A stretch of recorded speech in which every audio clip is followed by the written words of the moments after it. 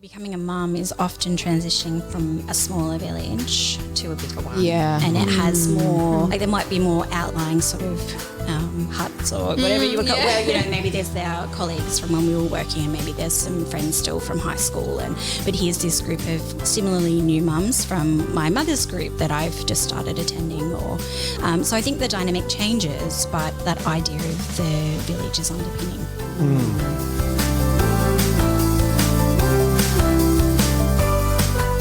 Hello and welcome to this week's episode of Living Fullness. I'm Stina Constantine and joining me on the podcast is Father Sean Burns and Emily Shaw. Each week you'll hear us chat about a range of topics from virtue to relationships, comments on cultural shifts and lessons we're learning as we go along, and we are so happy to have you join us. So sit back and enjoy being part of a conversation with a couple of friends. Hello, Padre. How are we going? Very well. Thank you, Stina. And yourself? I'm doing well. That's the way. We have Emily Shaw here with us today. How are you, Emily?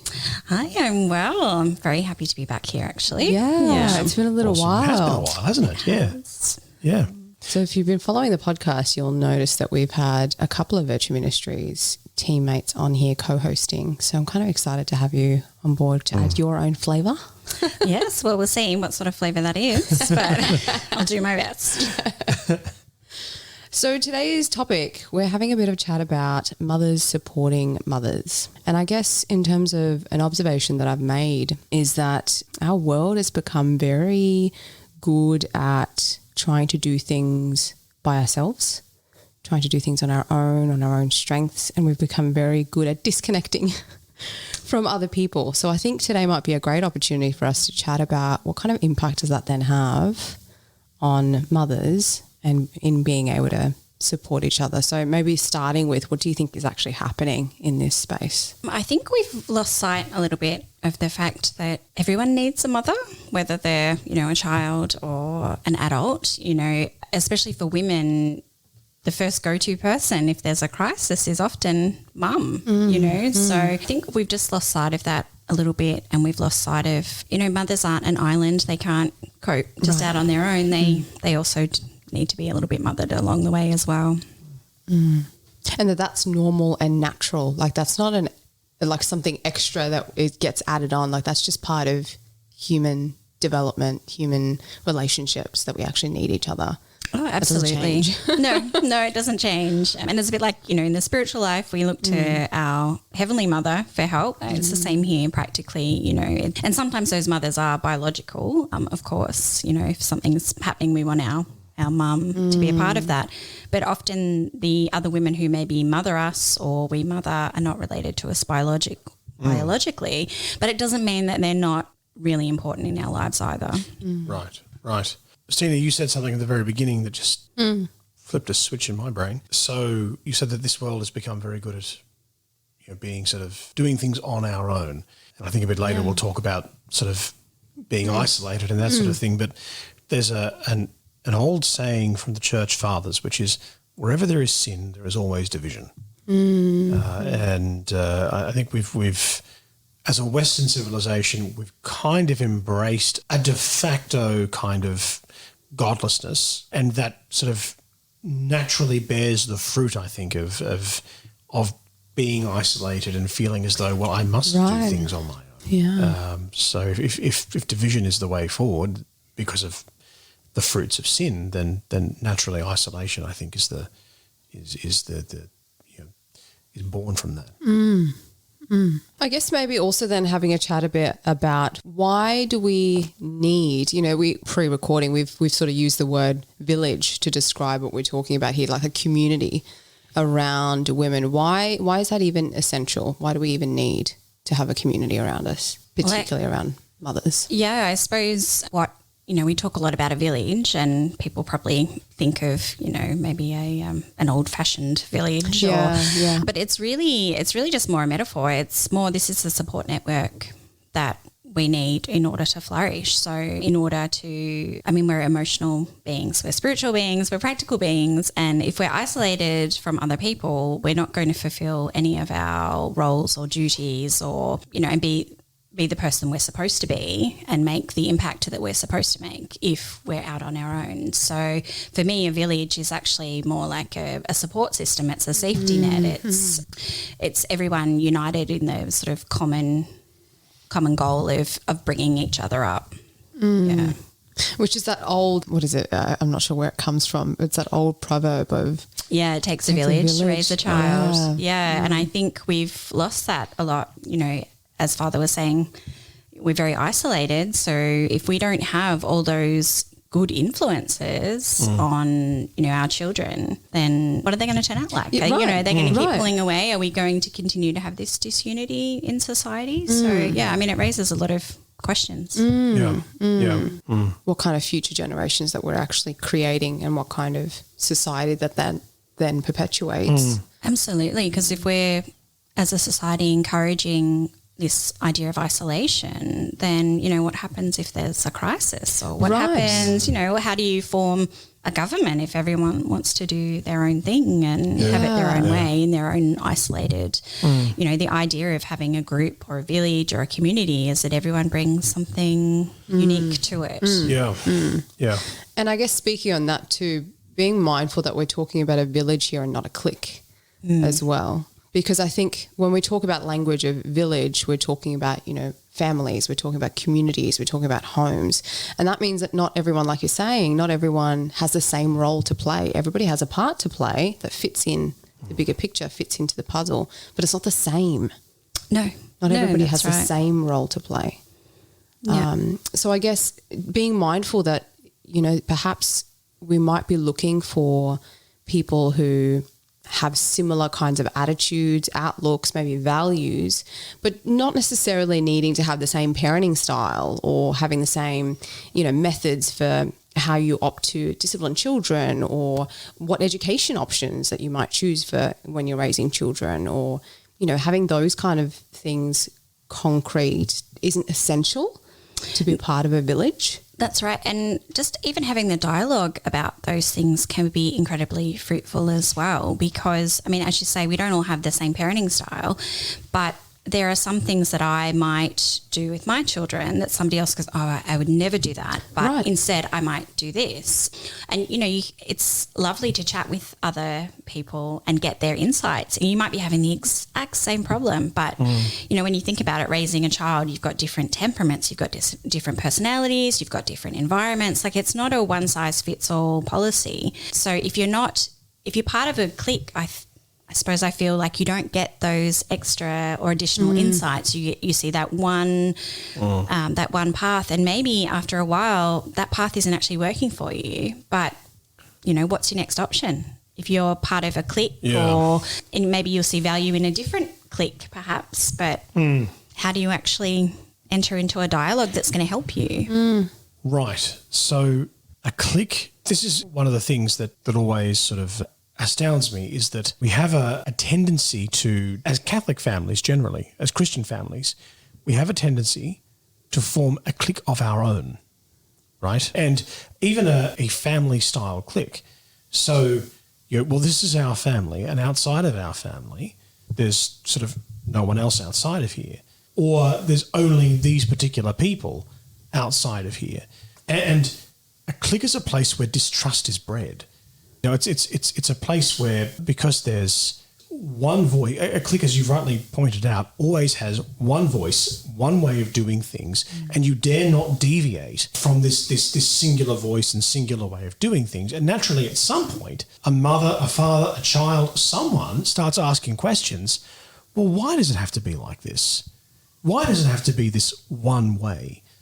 Whereas when you've got a village who are supporting each other, you see multiple ways of doing the same thing that come from the same core values without forcing anything on anybody, without, you know, being distrustful or nasty or anything like that. And I think people are more likely in that environment to go, this makes sense. This breeds, you know, like this is a place of peace, it's a place of joy, it's a place of, you know, this community that we have is functional, not dysfunctional, leads to things which actually increase our happiness, even when things are bad, even when things are sad, right? There's still this element of joy inside this little community. So, but cliques will never do that because they are really isolated from reality. They're not. Well, I mean, they become so prescriptive is one of the words I was thinking of as you were describing that. And when it becomes that prescriptive, it loses defenses. You don't actually have the ability to assimilate anything new into that. Right. So you've kind of got no way to actually grow or expand or anything. Right. So Right. naturally it Right. has no real end point. Yeah. And then you don't have that, you don't feel that freedom to venture into other things. So that you might be interested in because, oh no, the clique, we don't do that. Yeah. Which I think is a real shame because I feel like we're all kind of like uncut gems of some description. We kind of need the extremes of people's thoughts and ideas to kind of knock off our sharp edges and, end up with that final polished. Like rocks in a pool, right? Yeah, exactly. Yeah. And if you're in a clique, you don't have that. You're basically just polishing the sharp sides. You're not actually you're smoothing those edges off, and it can be very tricky. Then if you move somewhere new and you've got to find a clique or make your way into a clique, and because they are often so prescriptive, but they're also sort of by their nature exclusive as well. Yes, they're not inviting, are they? No, they're not. So, and I think that's another challenge as well. Yeah. If we're too prescriptive, then we're not inviting, we're not welcoming new people. Yeah. So, what are then some of the benefits of being part of a village, Emily? For me, obviously, the number one thing is support. But it's also that community, that feeling of being welcomed, being seen, being appreciated for who you are despite your faults, your imperfections. And it's really a great pool of wisdom as well. So, for a new mum, often you're transitioning from what is often, quite carefree. I can just please myself and, my husband as we want, we can do whatever we want. Our timetable is our own. Yeah. You have a baby and all of that goes out the window, I promise you. And you feel like, I never have a moment to myself. And because we are such relational beings, having support during that time is amazing. And it might be practical support. It might be things like wearing slightly used secondhand clothes that maybe a family can't use anymore, but you can, or sending meals around, little things like maybe babysitting the baby for a little while so mum can go have a shower, which sometimes in that, newborn phase is pretty lucrative, trying to get a shower. It's pretty difficult. So there's definitely that practical support, but I think that spiritual support of mums for each other as well. Often I've had a few pregnancies where I've had basically a prayer buddy. So that's just another mum who is due about the same time and we offer our little, crosses from that pregnancy for the other one. That's awesome. And it is lovely because unfortunately as you get a bit older and you have had a few babies, pregnancy, it feels a bit tougher. So knowing that you can offer up those little annoyances or discomforts for someone else gives you that solidarity as That's well, beautiful. which I think is really lovely. And and we're part of a network now, which is lovely. We hear someone's pregnant and they're on everyone's prayer list. Everyone's praying for them. And I think that in itself is worth it. That's it's really amazing. awesome. Yeah. And I think probably the final major thing that jumps out at me is just that wisdom of if you've got a mother who's slightly more experienced and, maybe you're struggling to get the baby to settle or there might be a few different women you can have a chat to about, did your children ever experience this and how did you get around that? And you might ask 5 different women and get 5 different answers. And maybe you don't agree with all of them, but maybe just one of them works or maybe just one of them gives you an insight. You think, okay, I can do this. And if I can't, there are some people that I trust I can go to for advice. Sure. Yeah. I think that wisdom thing is also really crucial in talking about generational wisdom too, because in a village you can also have different generations of women speaking into different seasons that different women are experiencing. So being able to have that, which we don't have in cliques and you don't have that in isolation, is a huge asset.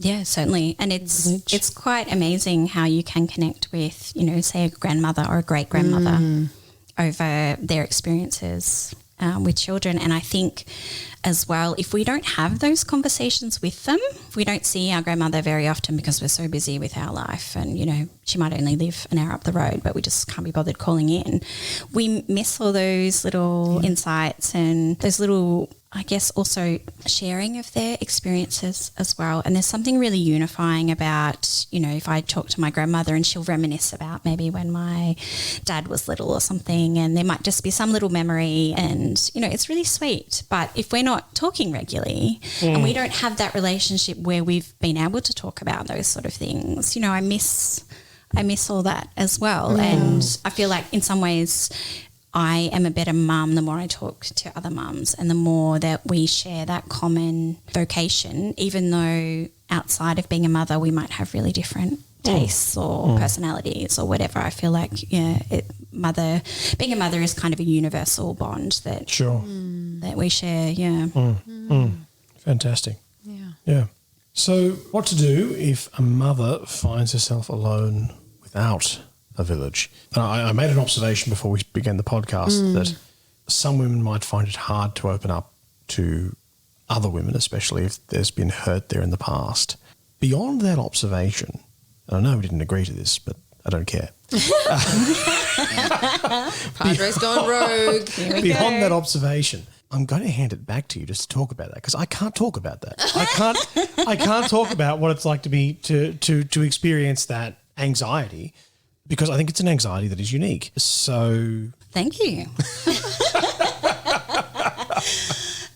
I suppose in reply to that, I would say that women more so than men are very emotional in the way that they deal with other people. So we read a lot more into your tone and your expression and what you say, and, you know, we think about all of those sort of things. And if we perceive a slight or a rejection, I think that's a lot more obvious to us. You know, sort of as a funny example, if my husband and I watch a movie together and there's no dialogue, it's only, you know, sort of body language or expressions and things, he often doesn't pick up what the problem is. He'll say to me, what did I miss? You know, what have I missed in this situation? And I say, oh, well, you know, whatever, is they're showing their displeasure by doing this. And he said, oh, you know, how do you know that? So it's just something, something ingrained in me. And I think because we are so intuitive about those sort of things, it is really hard if you've felt that rejection before or perceive that rejection. It can be very hard to open up again then to other people. And I suppose that's the thing about really creating good relationship is that you have to allow some amount of vulnerability and trust. So and it's an interesting line, because on the one hand there's hurt there, that hurt needs healing.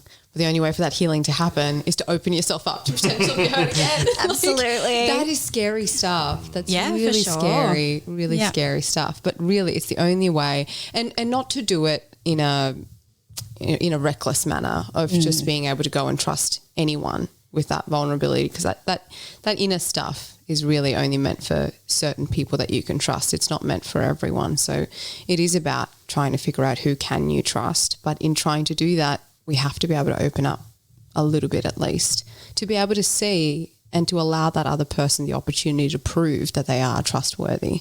Absolutely. We have to give them that opportunity, but we can't do that if we're not willing to go just that little bit, as scary as it may be. Yeah, that's right. And in all these endeavours, of course, the first step is obviously the hardest, but, you know, just little things, just opening up a little bit at a time. And, you know, maybe you are meeting with someone a little bit more regularly and you can just maybe offer a little bit of yourself and just see how it lands. Yeah. And if you feel comfortable with how that went, maybe the next time you can offer slightly more. Like we don't have to go in and lay our whole soul bare. Yeah, exactly. Yeah, I think there's a certain amount of prudence and discernment required, but ultimately, you have to be brave enough to take that first step. And I think the longer you put it off, the harder it gets as well, because that behaviour becomes, you know, your default. Yeah. I guess to a word there that I mean, we're talking a lot about mothers here and a lot around biological motherhood, but also, you know, there are single women out there listening who will also be going, well, what about me? Yeah. Like there's no one pushing single women out of the villages. No. And there is so much that a single woman can bring to support biological mothers whilst, you know, in whatever group situation or community or whatever, you know, it might be that's around. But to also step into that space and be like, hey, what can I do to be of support? I know several women who are very good at connecting with families and go, let me babysit, because they're desiring to be around children and perhaps they desire to have their own. And perhaps that's just not eventuated right now. But, you know, that's a beautiful opportunity for those women to be able to gain something, but also they're gifting back to mothers as well. So absolutely, like, this is a space where motherhood is broader than just biological motherhood. Well, I think for me, motherhood is part of women, whether they're biological mothers or not. Like for me personally, I think all women have that nurturing, that kindness, that compassion. And as you say, I mean, single women definitely have all of those attributes, and in offering themselves to help in this space in a practical way is fabulous, because yes, they will gain some practical insight and things as well. But I think it also helps them personally grow in the virtues associated with becoming a mother, whether, as I say, it's biological or not. And, you know, you sort of think of some of the women that you consider to be your spiritual mothers or have mothered you the most are often not your biological mother. I mean, she's usually in amongst that group, but there would be other women that, are your go-tos for help and support. And often single women have that flexibility to be able to come in and, you know, maybe just have a coffee with a new mum because, you know, sometimes as much as being a stay-at-home mum is amazing, sometimes you really just want to have a chat to someone and feel like, you know, you're still part of the world outside, sure. that's still turning. Sure, a conversation that goes beyond the Absolutely. ABCs and the sure. Absolutely, and a single woman is in a perfect position to do that because she can't talk about, you know, kids stuff necessarily because that's not her experience. She'll listen, you know, if that mum wants to talk about it, but she can talk to her about a book she's been reading or the latest TV series she's been binging or, you know, whatever it might be, just to add just a little bit of that community on other areas that the mum may be interested. That's really cool. I've certainly seen that myself with colleagues. Yep. When colleagues leave work and they've gone on maternity leave and when they've taken extended leave and they love catching up and they want to hear what's happening in the workspace because they're not in touch with that space, even though they're interested in it. Right now they're not because they're full-time caring for their child. And so being able to be a person who can be like, well, here's what's happening in terms of the workplace, here's what's happening at large in terms of the, you know, area of work that we work in, gives them a sense of, oh, I'm still connected, I'm still learning. Yeah, like they're absolutely. still feeling like they're involved. Yeah, and if you think about it, like that was their little village before they began this journey. You know, that they were the people that they spoke to regularly and supported each other. And so I feel like a smaller village to a bigger one. Yeah. And it has more, like there might be more outlying sort of huts or whatever you would call it. Well, you know, maybe there's our colleagues from when we were working and maybe there's some friends still from high school. But here's this group of similarly new mums from my mother's group that I've just started attending. So I think the dynamic changes, but that idea of the village is underpinning. Okay. Definitely. Do you want to do that last one, Emily? The role of men. Yeah. So Intro it in. yeah, this is something I actually, you know, I've been blogging about mums for a decade or more now, and it's probably something we haven't really explored a lot. I think as a society, you know, we might make digs about it or whatever, but, you know, how do men support women in being a mum? Because, I mean, the father, for instance, he's going through a lot of changes as well and disruptions and, you know, adjusting to life with a newborn. And often for him, it's really quite difficult because, you know, there's not much you can do in labour except kind of watch. Do you know what I mean? Whereas the mother is really fully invested, you know, the child is growing inside her and then she delivers the baby and whatever whatever, sort of form that may take, whether it's natural or cesarean. Like he's just kind of bystanding. And it was something I do remember my own husband saying, until he held our firstborn in his arms, it didn't quite feel real. It was something that was happening, but he wasn't, and so then he's obviously adapting as well. But, what role beyond that do men have in supporting mothers? Thoughts, Padre? Snowball it back to you this time. Yeah, that's right. Yeah, We'll just wait over here. Right. Well, I guess it's sort of the way that you've spoken of it. I've actually learned quite a bit from this conversation, just by kind of observing what you've said. So it's been fantastic. But clearly this is it's to have a village is a bit of a treasure for women, and a necessary treasure. So if men are aware that is a treasure that women need in order to thrive in their femininity, then particularly husbands for their wives, but this also applies to brothers and sisters, both of the spiritual and biological orders. There needs to be an encouragement of women to find community with other women, and this can mean what does that encouragement practically look like? I think there are three things that might characterise it. Two of them, well, all of them I think are immensely practical, but two of them will be perhaps more immediately sort of, yes, I can do that like right now. So firstly, like looking after the kids so that mum can go and hang out with book club or hang out with, I don't know, whatever group that you do that sort of village thing with. But having that having the foresight to go, hey, would you like to go and connect with your girlfriends today? And I'll look after the kids tonight.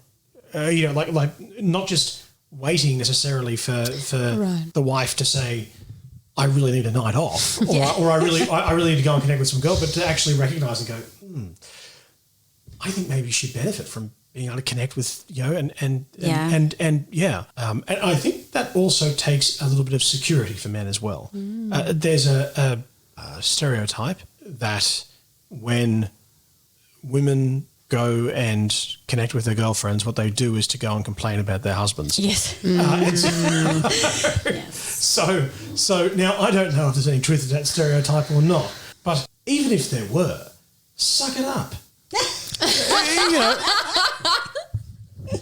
Get on with it. Just do it, man. And so the second thing is sort of look for like-minded families that you can connect with, because it's actually as important as it is for women to have a village, it's also important for men to have a village, and it's I think it's actually really helpful for both men and women to have men to connect with men, women to connect with women, so that they actually have someone who can help them remain steadfast in their own uniqueness. But also the final point I'd make is that men need to encourage women to take risks in this area. And to encourage that prayerfully. I think for men, risk is something that we're normally pretty used to taking. We're not normally risk adverse. We'll take risks, and I think perhaps sometimes we actually need to be told, no, that's a dumb risk. Don't take that risk. That's a stupid idea. That's a stupid idea. Don't do that. You don't want to go skydiving. No. It's always skydiving with you. But it's without saying that we don't have issues with risks. I'm sure that's not the case. But I think generally men tend towards taking a risk because it's a bit more natural. It's more natural for a man to engage in that. And again, that's not saying that women don't take risks or can't take risks. It's just saying that generally I think there is that tendency towards risk taking in the masculine genius. I think you've hit a nail on the head there in terms of mums, I think, are more risk averse. I'm certainly more risk averse now than before I had children. Yes. And I think there's a tendency of mums to feel like maybe they can't leave their children with hubby. And it's not that he's not capable, because he is, but because they're with the kids, I mean, generally in my circles that's the case. Don't want to make any generalizations there, but often you're so immersed in the kids and what they're doing and what you need to be doing in order to fulfill the day-to-day things that you think, oh, no, I won't go out and catch up with that friend on the weekend because I need to catch up on the washing. And sometimes in order to be the best mum you can, you do actually need to take that step out the door and just go. Definitely. And it is quite funny. Mum still, I find sometimes you do still get that little bit of anxiety if you leave the kids with a babysitter and are the kids going to be okay without me? It's not that you're the perfect mum or whatever, but they're so used to you being their safe place. So it is a bit hard. So by all means, I think if men can get their wives to, take some time out and leave the house and let them, and do their thing. Encourage them that it's okay to take a risk also with their hearts. And to say, well, all right, what are you frightened of if you connect with this person? And be willing to have that difficult conversation and to encourage that sensible risk. Which sounds like an oxymoron, but it's not. It does, it's not. There is a sensible risk, and because it reminds me of that C.S. Lewis quote that if you love anything, then surely your heart will become wrung out. It'll get sort of dampened beyond recognition, sort of thing. But on the other hand, if you don't take the risk of love, then and you sort of hide your heart, it's not that your heart doesn't change. It does. It becomes cold and embittered and without human connection, that's what happens. And so I think it's important that men are able to offer that challenge and to say, well, what would be the worst thing that could happen if you connected in this way? Yeah. And that seems a good thing to do. Yeah. That's great. Yeah, that sounds awesome. Well, thanks you two for stepping into this space and having this conversation. It's been good. Yeah, thank you. Yeah, sure. Before we end this episode, we might do a truth, beauty and goodness for the week. Maybe we'll start with you, Emily. So mine is the safe though early or premature arrival of my nephew during the week, which is very wonderful. So beautiful. And Mum and Bub are doing okay? They are doing really well. They are superstars. So that's awesome. Yeah. That's awesome. That is awesome. What about you, Padre? One from you? My brother Marcus turned 50. Woohoo! He turned 50. He's now half a century old. Yeah. And you're rubbing that in, I imagine. Oh, totally. Absolutely. That's right. I'm just doing a mental calculation. Like, that's not too far away from me. He will not rub it in when it's your turn. No, I'm sure you it's all right. I do have a little while. It's okay. Oh, gosh. Yourself, Stina? For me, it's a book that I just recently finished, Reveal the Gift by Lisa Cotter. Great. On the feminine genius. Oh. Excellent. Worth reading. Excellent. She's very blunt and to the point, which I love. Yeah. Makes for an easier read. So, yeah, go. And it's not very big. Like, it's quite an easy read. So, highly recommend if anyone's interested in diving into the feminine genius. Sounds great. Good stuff. Well, thank you so much for joining us for this week's episode of Living Fullness. We will catch you again next week, but until then, know of our love and prayers. God bless.